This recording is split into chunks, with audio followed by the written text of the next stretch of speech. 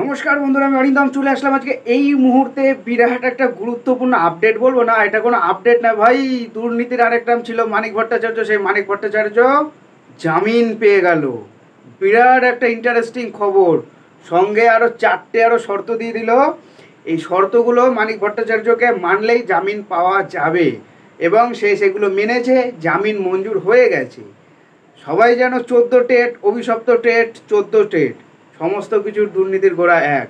তবুও ED CBI প্রমাণ করতে পারলো না। বিচার ব্যবস্থাটাই এরকম।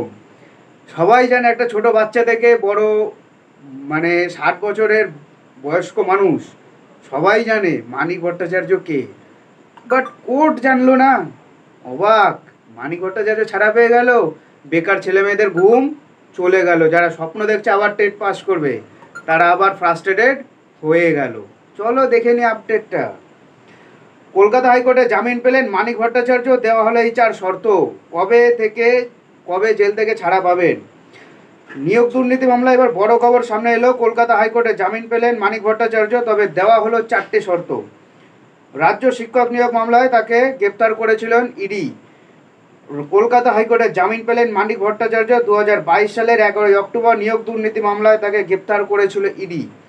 প্রায় 23 মাস পরে প্রেসিডেন্সি জেল থেকে মুক্তি পেতে চলেছে মানিক ভট্টাচার্য।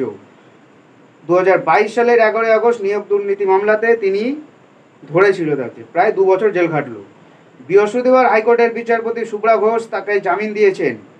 তবে জামিন পেলেও 4টি শর্ত মেনে চলতে হবে মানিককে। জামিন মামলায় জেল থেকে ভার্চুয়ালের মাধ্যমে নিজেকে সওয়াল করেন তিনি।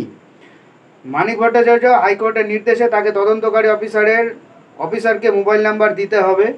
নিম্ন আদালতে পাসপোর্ট জমা রাখতে হবে। কোনো সাক্ষীর সঙ্গে যোগাযোগ করার চেষ্টা করা যাবে না। কোনো সাক্ষীর উপরে প্রভাব খাটানো বা হুমকি দেখানো যাবে না। তাছাড়া তদন্তকারী অফিসারের অনুমতি ছাড়া বাইরে কোথাও যেতে পারবেন না মানিক। নিয়োগ দুর্নীতি মামলায় ইডির পাশাপাশি তদন্ত করছে সিবিআইও। তবে সিবিআই মানিককে গ্রেপ্তার করেনি। এ বিষয়ে আগেই সুপ্রিম কোর্ট রক্ষা কবচ পেয়েছিল মানিক। ফলে বৃহস্পতিবার হাইকোর্টে জামিন দেওয়ায় জেল থেকে ছাড়া পাওয়ার বিষয়ে কোনো বাধা রইল না তার।